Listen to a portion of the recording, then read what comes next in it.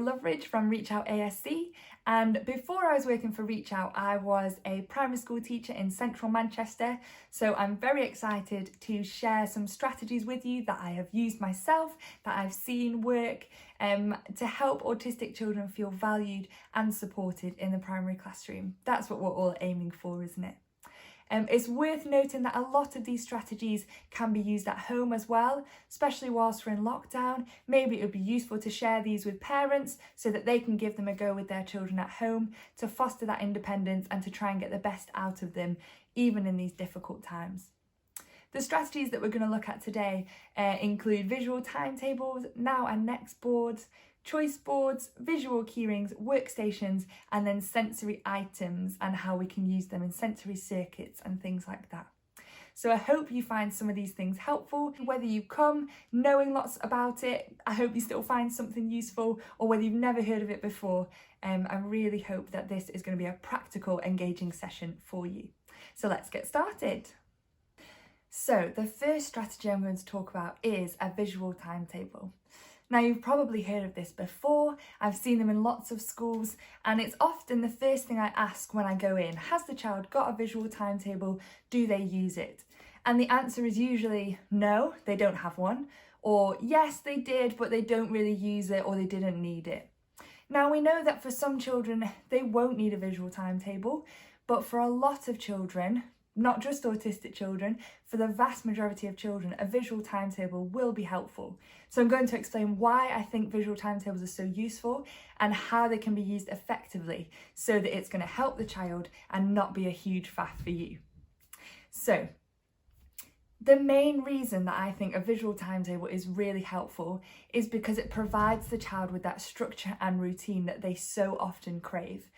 We know that even as adults, even if we're neurotypical, we often will plan things in a diary, we'll put things in our journal, we'll plan what we're going to have for tea, we'll work out what time we're meeting somebody. We have all of these strategies to make sure we can forward plan and we know what's coming up next. This is really helpful for our autistic children as well. It can just help to release some of that anxiety and fear and worry that comes when you're going into a new situation or you're not quite sure what's coming up next. And we know that fear of the unknown for autistic children is a really big deal. So wherever we can help to remove that fear of the unknown, let's do it. It can give the children a sense of control as they gain a bit more independence and are able to use this visual timetable more and more independently. If it's modelled well with an adult first, then they will often be able to pick up the kind of strategy that they need. And that's what we want. We want these strategies to be useful for our autistic children moving forward, because remember, they grow up, they become autistic teenagers and autistic adults, and we're not always going to be there with them. So we want to foster independence, and this is a strategy that could help them throughout their entire lives. Now, the issue with visual timetables, often when I go into a school and they say, they're not really using it, it might be because it's right up at the front of the classroom and it's too far away for the child to see on a regular basis. It's very rare for a child to feel confident enough to go up to the front of the classroom and have a look at the visual timetable and come back. And they might want to do that quite regularly, and so that's going to get disruptive as well. So it's helpful to have the visual timetable either on their table or on the wall next to them, or somewhere where they can easily access it without disrupting those around them. We want them to feel able to check in on it to build that independence so that they stop asking you, what's coming up next? When are we doing English? Because you can point to the visual timetable and they can check it themselves. We also want these visual timetables to be personalised. So if they have sensory circuits first thing in the morning, that needs to be on their visual timetable. If they've got a meeting with a speech language therapist after break time, that needs to be on the timetable. Because it's often these things that are missed when we have a whole class timetable. It won't have personalised meetings for our autistic children. And that's where a lot of the anxiety comes from. If you think through a speech and language therapy meeting, they're meeting a different adult that they might not be used to. They're potentially going to a different room that they might not be used to. It's out of usual routine, so they might be missing a bit of maths or English, and that can make them worry about when they're going to catch up. And so giving them a bit of forward planning for this is really helpful. Now, one of the reasons I know, as a teacher myself, it was tricky to use a visual timetable because I felt quite restricted. I thought initially, oh, well, if I put English, maths, art up and then that changes, then that's going to cause more problems. But actually, we just need to let the children know that if stuff changes, we'll change it on the timetable as well. And that's helpful for them to have that visual change. Oh, this speech language therapist is stuck in traffic at the moment, so she's going to be a little bit late. It was supposed to be before break time, but now we'll just move it to after break time. That's okay, it's changed. Have you got any questions about that? And so we're just letting them into the fact that life does change and we can adapt to that, and our strategies will help us to adapt to that. So don't feel like your visual timetable restricts you or has to stay exactly the same. Just signpost changes really clearly. And obviously with a visual timetable, we want to do it with the child in order to foster that independence and also so that they feel like they're in control of their day. If we just hand it to them, it can feel quite restrictive for them. But if we say, this is what we're going to do first, this is what's coming next, and then maybe they have a choice time or a sensory circuit or a break, and they can choose what they want to put in there. So we're making it with them, we're talking through, this is the headline for maths, we're looking at fractions. In English, we're going to be writing a story, but don't panic, I will be there to support you for that. So letting them know what's coming up, so we're getting rid of that anxiety, but doing it in the way that they know we're there to support them, we are the adult. A really vital part of the visual timetable is the finished pocket that goes at the bottom. We really want to encourage children to be taking the subject off the visual timetable and putting it in the finished pocket, because that really helps them with a sense of time so that they can work out what has already been done and what they've still got coming up. Especially for children who struggle to get through a whole morning or a whole day, it can be really helpful. I know that on a Saturday I often have lots of jobs to do, and it makes me feel really good when I've ticked off all of these jobs and I can see that they're done. And so the child might like to have a look in the finished pocket and see, wow, this is all of what we've already done today and we've only got a couple of things left. That's going to be a real boost for them. You might want to do it with your child just until break time, and then at break time you check in and do until lunchtime till the end of the day. They might be able to manage a whole morning and then you change the visual timetable for the afternoon, or they might be able to manage a whole day. If they're in year 6, then I would recommend starting, especially towards the end of the year, going onto a whole week's timetable. Now, I'd suggest this because when they go into secondary school, often that is what they're given. They're given a whole week timetable and they have to figure out how to use it, how to navigate it, to go to different classrooms, different teachers. And so if we can start preparing them for that in year 6 with the visuals, and I would laminate it, maybe use a whiteboard pen to tick it off when it's done instead of the finished pocket. And they could also use the whiteboard pen to just write on any changes. And there you're teaching them a strategy that they can take with them into secondary school. Now for children in early years or children who maybe struggle a little bit more cognitively, a now next board is really helpful, just to start giving them that sense of time. This is what we're doing now and that's what we're going to do next. It can be really useful if you're trying to get the child to do something they don't want to do. Now we're going to do my thing, next you can do your thing. So they know that it's not going to be my thing forever, but they do have to do that first before moving on. You could do that next thing as a little reward. So I worked with a child who really loved those pop-up toys that you press down and wait for them to pop. And so now she would read a page of her book, and next we would watch the little thing pop up. Now read a page of the book, next watch the thing pop up. So I was getting what I wanted as the adult, as the teacher, but also she knew that it was in short bursts and she was going to get a little reward every now and then. Especially if your child is working in continuous provision, and now next board can help build that independence and give them a sense of control. It's helpful for children who maybe would want to spend the whole time in the sand area. We can say, now we're doing the sand area, where shall we go next? And they can choose where they're going next, but it's very clear that they're not just spending the whole day doing what they would like to do, because they have got to get used to a school setting where they've got different things that they need to do throughout the day. It might be that using a timer is really helpful. So now we're in the sandpit for 5 minutes. When the timer finishes, we'll go on to next and do a bit of maths or whatever they've chosen. So it just helps to give you control, but also they feel in charge of their learning as well. It's a nice balance. So that brings us on to our next strategy, which is a choice board. Now this can be used in continuous provision. If you've got certain areas that they need to go to, then they can go on the choice board and the child can choose which order they want to do it in. So you are still getting them going to the English, maths, construction area, but they're choosing where to go when. And also using a timer here is helpful again, so they don't stay in construction all day. If they really want to come back to it later, that's fine, but they need to choose English or maths first, and then we can come back to it. A choice board is also really helpful for encouraging communication, especially if you're working with a child who's non-verbal or is very shy or has English as an additional language. Then they can still choose to go to the Lego, but they need to point to it on the choice board first so that you've got a bit of communication with them.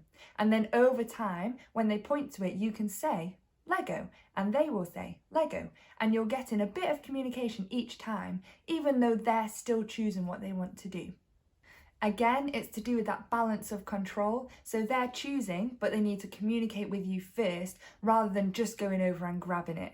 And hopefully that will start to build a bit of relationship with you and the child, especially if you're struggling with that already at the moment. And it also helps the child to realise, if I communicate this, then I will get that. And it starts to build that understanding in their minds of what communication actually is. It's a two-way street, and some children will need to be taught that explicitly. Choice boards can be used throughout school. So I used one with a child I was working with in year 4 who had a choice board for his reward. So he would do his maths and then he would have a choice off his board. And he would have 10 choices at the start of each day. When we were doing check-in, he would whittle those 10 choices down to his 2, and those 2 would go on his board for that day. So when it got to after maths and he had his reward, he only had 2 to choose from, which helped him not to become overwhelmed with all these 10 choices that he could choose. But it also meant that at the start of each day, he had a bit of flexibility. So if he had Lego yesterday, but didn't feel like Lego today, that's fine. He could choose book and playing football for 5 minutes instead. So he had flexibility and control, but also I had control over when the reward was used and how the choice board was used. The next strategy is using a visual keyring. Now, visual keyrings can be used for communication, for instructions, for emotions, for classroom routines. And it helps that communication with a bit of a prompt as well. If somebody spoke to me in Polish, I would have no idea what they were saying. But if they said the same thing in Polish with some visuals as well, I would have a little bit more idea what they were talking about and might be able to pick up some of the language that I didn't already understand. And it's the same with children with autism. They might take longer to process verbal instructions, and so giving them a visual clue as well can just speed that up a little bit and help them to feel more confident that they know what they're doing and they're doing the right thing. Often you might notice autistic children looking very carefully at what everybody else in the classroom is doing and then trying to copy. By using a visual keyring, we're giving them that clue without them having to try and copy what others around them are doing. Using a visual keyring is also really helpful for just taking the tone out. Children with autism often struggle with inference, and so they might not pick up on whether your tone of voice is angry or happy or sad, and it can be confusing for them. So by using a visual keyring, if we're just showing them the visual with no language at all, they're not having to work out whether I'm being sarcastic, whether I'm trying to be funny. They just need to follow the instruction. This is especially helpful for consistency between different adults. If you're a teacher and you only work part-time, then between you, both teachers will be giving instructions in slightly different ways, which can be confusing and difficult for autistic children. If you're both using the same visual keyring, the same prompt, then that can really cut down on some of the anxiety of these children trying to figure out what they should be doing. Also, between teachers and TAs, or TAs who are a job share, again, we'll have consistency if we're using the same thing, and hopefully that means that the TA will get the same results as the teacher does because you're using the same prompt. Visual keyrings are also really helpful for supply teachers, any other specialists that come in to work with a child that might not know what the usual script is for instructions, they can use the visual. And especially for welfare staff or sports coaches at lunchtime, it's helpful if they are able to use the same keyring as well, so that then they are following the same prompts and hopefully they'll be able to get the best out of the child because the child thinks, oh, I know what to do with that. We use it in class. I know exactly what I'm being asked to do and I can follow the instruction. You can also use visual keyrings to encourage two-way communication. So if, again, you've got a child who is shy or non-verbal, they can point to a picture of toilet and you know that they need the toilet. So you've got that communication there without them just rushing off. You can also ask them to point to what the teacher has just asked. If the teacher has just said, line up at the door, then show them the options. What have you just been asked to do? And they can point to show that they've understood and listened. And then we know that if they're not following the instruction, then there's something else going on. It's not because they've not understood what they've been asked to do. So it just helps for a bit of clarity for us as well as them. So the next thing we're going to look at is using a workstation in the classroom to support learning and to help children engage with what they're doing. I really like workstations because the idea is that you can set them up in the classroom and we're not having to send children out all of the time. A lot of the behavioural issues that I came across was because children felt like they were being isolated, that they were being told off or sent out of the classroom, when actually the main reason that we were doing it was to help them focus and concentrate. And so a workstation helps us to be able to do that without always sending the child out or isolating them, making them feel like they're different from everybody else. It's especially helpful for children who struggle with ADHD as well, or just any child who finds it difficult to focus in the classroom. There will be lots of children who you can think of right now who get distracted very easily. And so it might be nice to have a few different workstations set up in your classroom so that if you've got one autistic child, they don't feel so different because they're not the only one who's got one of these workstations. Workstations are really helpful because they encourage children to manage their time well and to break their work up into manageable chunks. So you can see the picture here. The little boy has got some envelopes at the side. In each envelope, you might have one folder for maths, one folder for English, one folder for topic, for example, or you might want to break it up into smaller chunks. So envelope 1 is maths question 1, envelope 2 is maths question 2. Now, some children will want to immediately have a peek inside each envelope to see what's coming up. I would encourage you to maybe let them do this at the start because we've already said autistic children like to be able to plan ahead. They struggle with the unknown. And so sometimes it might be fun to make it a surprise and have it as a game. But for the majority of the time, the reason that we've put them in different envelopes is so that the children will be more productive. And they will probably be more productive if they're not thinking, oh, I've got no idea what's in envelope 3, because they've already had a little peek. So they have a little peek at the start, see what's on each one, and then they can choose which envelope to do when. If they need to be done in a certain order, then you can number the envelopes and they can work through themselves. But I would encourage each child to work through 1 and then check it, work through 2 and check it. And it might be that they want their TA to still help them, or they want you as the teacher to still check, but encourage them to finish 1 and then you'll check. 2 and then check, and hopefully that will minimise the amount of time you spend hopping over to their desk if they know I've just got to work through these different bits. It might also be helpful to have some coloured boxes that children can put around certain questions. So if you don't want to cut up every sheet or make new sheets, they could just put a box around, and they have to do the red box and then the orange box and then the yellow box. It's all about chunking it up. Again, you might want to link this in with the choice board. So in their workstation, they might have their choice board there. They complete one envelope and then they choose with the timer. Complete another envelope, use the choice board with a timer. So we're kind of pulling all these strategies together so that we're going to get the best out of our children.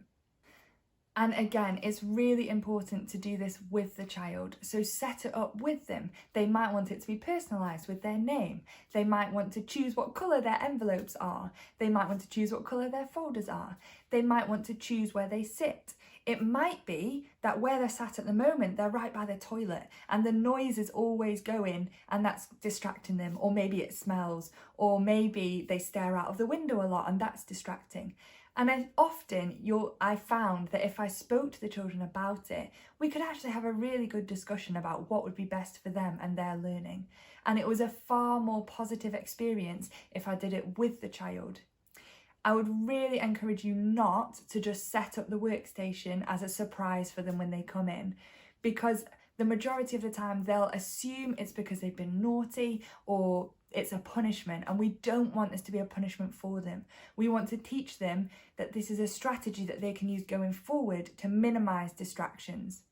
I often would talk to the children about things that I found difficult. I get really distracted when I've got the TV on. And so when I'm doing my work, I have to discipline myself not to have the TV on at the same time. And it's the same in the classroom. Maybe you get really distracted when that person next to you is talking. So let's choose somewhere to sit where there's not going to be much noise and you've got your workstation there to keep you focused. It's about teaching the children that these are strategies for life. These aren't just punishments that we're putting in because you can't stay focused in the classroom. We're trying to help you so that you're ready to go out into the world. So the next thing we're going to talk about is sensory items. Now, I'm sure some of you will have a love-hate relationship with fidget toys. I know that I did as a teacher. I was not keen on children using fidget spinners or bringing in personalised slinkies. I wasn't keen on anything that made a noise. Basically anything that was going to distract other children, I just thought, no, let's not use that. But actually what I've found is that a lot of fidget toys, if they're used well, can really help children to focus on what you're saying and what's going on at the front of the classroom during carpet time or assemblies, things like that, where it's hard to kind of sit still for a long time. But I found that a lot of fidget toys you actually already have in your classroom. So things like blue tack can be really nice to pull and mould, and just the feel of it in your hands can be really nice. Pipe cleaners can be quite nice to bend and twist, especially if you get some of the thicker ones that are a bit harder to bend. Things like elastic bands, obviously they have to be used well, but I used to like making elastic band balls while I was thinking or listening to a podcast. And other things like stress balls can be really nice to just get that feedback, especially if you've got a child who likes throwing things. It might be nice to give them a set time in the day when they can throw a ball at a wall, so that they're not throwing things when you don't want them to. They've got that chance to get that kind of muscle release, that sensation that they want. I explained to the children that, again, a lot of people use fidget toys in their everyday lives. So I will knit when I'm watching the TV because it helps me to stay focused. Other people will make elastic band balls or use a Rubik's Cube or fiddle with something on their keychain. There's lots of different things that we use to help keep our brains active. And so it's quite normal for autistic children to want to get that feedback as well. So I would recommend that if you are going to give a child a fidget toy, again, we explain to them it is to help you focus. If it's distracting you or others around you, then it will have to go away because it's supposed to help you focus. And if it's not doing its job, then it goes away. Set some rules, set some boundaries. Do they need it all the time? Do they just need it when it's carpet time, when it's assembly? Where is it going to go when they don't have it? Is it going to go on your desk so that it's safe? Just set up some rules, think about some boundaries so that it is a positive experience rather than something that you give them and have to immediately take away again. It's also worth mentioning to other children in the classroom what they're for. Jimmy is using some blue tack to help him focus. If anybody else really feels like they need that to focus as well, then I can give you some blue tack. But me and Jimmy have explained that it's to help us focus. It's not just to play with, it's not to fling across the classroom. It would be really helpful if you could support Jimmy and not get distracted, because I've explained to Jimmy that if it distracts him or others, it has to go away. But actually, it's going to really help him focus. So let's work together as a team. It's not all on the autistic child. We need to explain it to the other children in the classroom as well, what it's for, so that they don't take it away or say, why Jimmy got it, I want it. It's all about explaining to them how we can support autistic learners as well. And I used to always say to my class, it's different things for different people. It's about equity rather than equality, isn't it? And it's important to explain that to them. Other sensory items that children might like to use include weighted blankets, big bean bags or cushions that can just help them to feel really calm. Especially when they're in distress, it can help them to feel grounded, help them to regulate, help them to soothe. And it can also be used for regulation during the day. And we're going to talk about that in a minute, about how the child can regulate before it gets to a meltdown or an overload of their systems by using these sensory items. For children who, like I've said, like to use their arm muscles, maybe sometimes throwing a ball at a wall, maybe using a physio band and just stretching it around can get really nice sensory feedback. Pulling or stretching something that's quite resistant can be really nice. Sometimes I encourage children to put a physio band around the bottom of their chair if they're a child who likes to tip on their chair a lot, or I had a child who was putting the chair foot on his foot to kind of get that feedback. It was nice for him to be able to push his legs against the physio band. Often children who are autistic will like to stim, which is basically just a repetitive movement that feels nice, helps them feel in control, and might be quite soothing or help them to focus. And so if you've got a child who is rocking on their chair consistently, then it's nice to give them a way to get the same feedback in a safe way. And so the physio band does that. In a similar way, if you've got a child who is maybe scratching at their arm or picking at spots, then maybe you could give them some kind of sponge or something that they can scratch against to get that similar sort of picking feeling without them hurting themselves. So it's not saying stop stimming, stop doing that strange thing. It's looking at what sensory feedback they're getting from that and how can we give them a sensory item that is going to give them similar feedback in a safe way. Spiky balls, things like that can help. A lot of autistic children don't realise how tightly they're squeezing, so maybe they've come up to you and given you a hug and it's actually really tight. They don't realise how hard they're squeezing, and so if they're cross and they ball their hands into fists or might squeeze another child very hard, then stress balls can be helpful so that they're getting that feedback without hurting anybody around them or themselves. So with these sensory items, it's really good to plan in sensory activities during the day. And we call this a sensory diet. Now, a sensory diet can help children to regulate during the day. It can help teach them strategies that they can use when they're in distress or going into overload. And also it gives them space to just work out what works for them. Because like we've said, we want to teach them strategies and give them strategies that are going to work for them when they're teenagers, when they're adults in the workplace. It needs to be something that works for them. It's going to be different for every child. And so it might take a bit of time to work out what their sensory diet will look like. A sensory diet is made up of meals and snacks. So, just like your actual meals and snacks, the meals are at set times each day in a routine and they stick to it. So that will be on their visual timetable, maybe at the start of the day, maybe after lunchtime, maybe at the end of the day. They might need one after break times as well. Again, you know your child. But these sensory meals might be something that helps them to get some feedback that they might look for in other ways. So for example, if you've got a child who consistently stamps his feet on other children when he's cross, then maybe part of his sensory meal, his main meal at the start of the day, will be to stamp around the hall or to stand on a beanbag and get the feeling from that, or to jump up and down and get the feeling in his legs that he's craving. It might be that a child has a lot of energy, and so your sensory main meal might be running around and then going over certain like rolly items, maybe to get the sensory feeling that they want in their body, but also just quite high energy. If that's the case, make sure you plan in a calm activity at the end of their main meal before taking them back into classroom. It is not the child's fault if we hype them up in the hall, get them running around in circles, their heart rate going really fast, and then say, "Why are you so crazy in the classroom? You need to calm down." We need to teach them how to calm down, how to soothe themselves, maybe do some deep breathing, some stretching before we go back into the classroom. Sensory snacks are things that they can ask for during the day. If a child is asking all the time and you think, I'm not sure they need it all the time, maybe give them some cards. So they have 3 snack cards and they can use them during the day. If they use them all in the morning, then they've used up their snacks, and hopefully next day they'll start to space them out a little bit more. Again, you know your child, you know how often they might need those snacks. And sensory snacks can be things like asking to use a fidget toy. It could be asking to use ear defenders.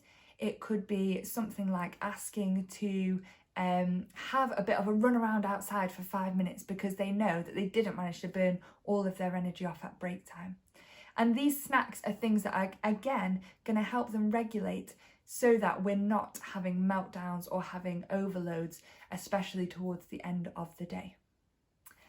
Again, with the sensory diet, it's really nice if as the adult you can do it with the child so they can see you hopping up and down, they can see how you're doing your deep breathing to calm down, and that will help to model it for them. It might also be really lovely to have one of their friends or another member of class come with you, and they can teach the other child what they need to do to get all their energy out, what they need to do to calm down. And through teaching somebody else, it's going to really solidify it for that autistic child. It also will help them to feel not so weird and different if they've got somebody else doing it with them, if they're teaching their friends how to regulate themselves as well. Because chances are there's more than one child in your classroom who would benefit from a sensory break at some point during the day. So try and involve other children in the classroom as well. The other thing that can be really helpful when we're thinking about sensory needs for children is to have a sensory safe space where they can go when they need to regulate or when they're in distress. Now, I know that as a teacher, there is often not very much room in school, but you don't need a whole room, you don't need a whole set aside area to make a safe space for a lot of autistic children. Some children will need more space. Again, you know what's going to be best for your child. But here are some tips of how you can make a sensory area in your classroom that could be used by your autistic child, could probably be used by other children in your classroom as well, when they just need a bit of time to decompress.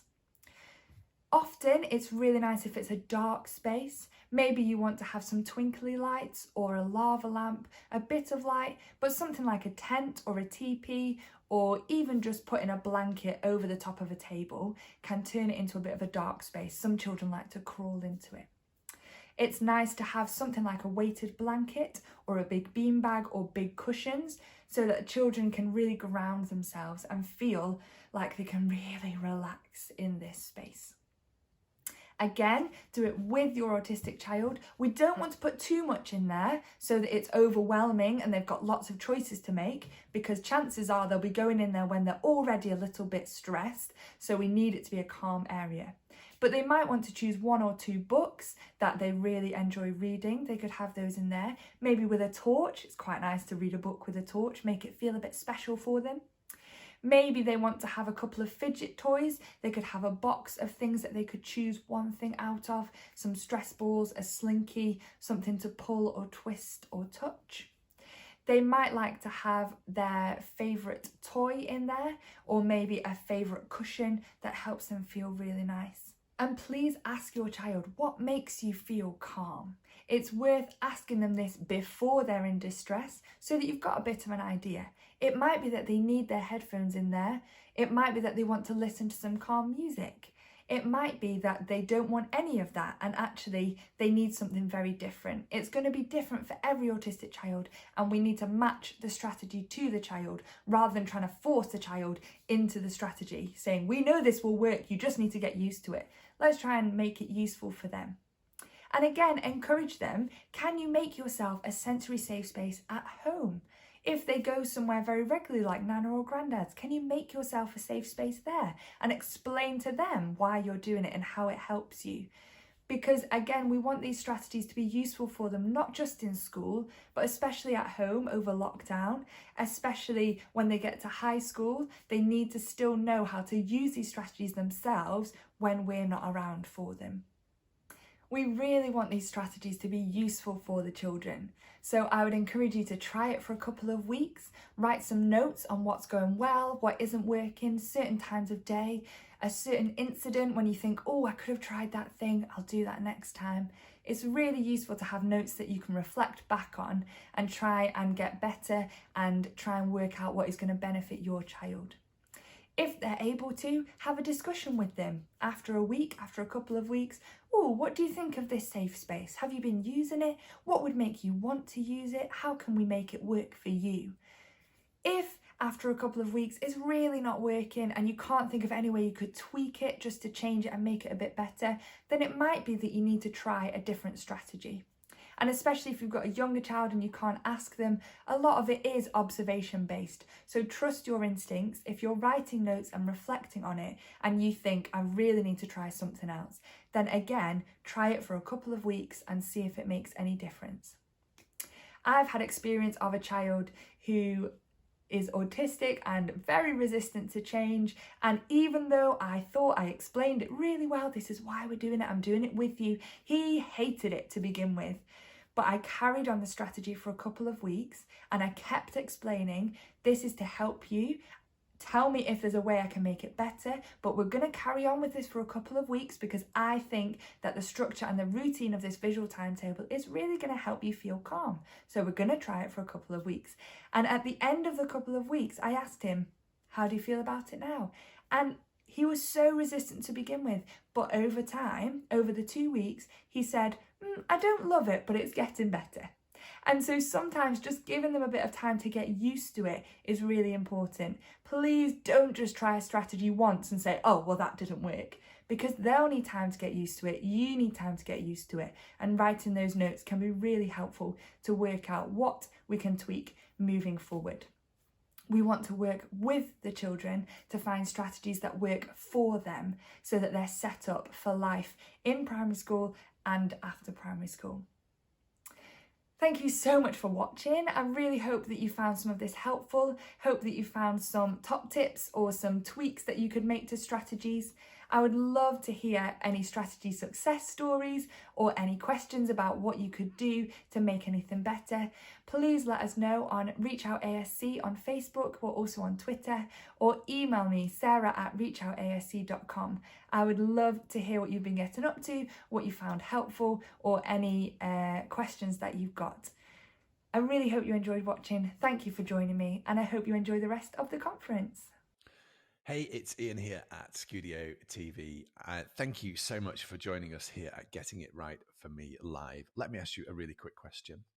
Are you here because you are hoping to develop your skills and your knowledge and all your learning and understanding around supporting and caring for children and young people with special educational needs and disabilities? I assume that's what you've come here for. We hope that you're enjoying your time here with us. There's some amazing people, and we're so grateful for them coming and being part of this. And we're so grateful for you to be joining us as well. There's a couple of things I just really quickly wanted to introduce you to. First of all, don't forget that you can upgrade your ticket at any time to one of the paid tickets, which we try to keep the price as low as we possibly can, just to cover what we need to help out the speakers a little bit and make sure this event is as good as it can be. What that means is you can access the live Q&A sessions that we're running throughout the event, and you can access all the sessions for up to a year afterwards if you buy one of those paid tickets. Check out the whole school ones. How that works is if you book a whole school ticket, and you can pay online, or you can drop us a line and we'll issue an invoice and we'll sort it all out. That's absolutely fine. But we'll then make it possible for all your staff to be able to access all the sessions here at Getting It Right for Me Live this year. So do hope that's helpful. The other thing I want to mention is, and there are lots of members joining us this week, so thank you so much to those of you who are members, but we have put together, if you're looking to go deeper and access ongoing support and help and training, either as an individual, as a parent, as a professional supporting someone with additional needs, in a school or educational setting, or from a professional point of view, we have put together here at Studio TV with Lynn McCann and her team at Reach Out ASC a fantastic membership that starts at just £10 a month and includes a wide range of courses to help you support those in your care. There's a load of resources and tools, printable things that you can use to work with those children, support them. And there's more content being added all the time. One of my favorite parts of the membership is there is a peer group community that's built into that. So you can ask questions of Lynn and her team and your peers, built right into that membership as well. As I say, it starts at just £10 a month. Whole school memberships are there. We're offering trust-wide memberships, and local authorities have started to get in touch and offer this to their staff across a range of schools as well. We would love for you to join our community. If you've got any questions on that, drop us a line, but very much hope to see you there. And thank you so much. Enjoy the rest of the day.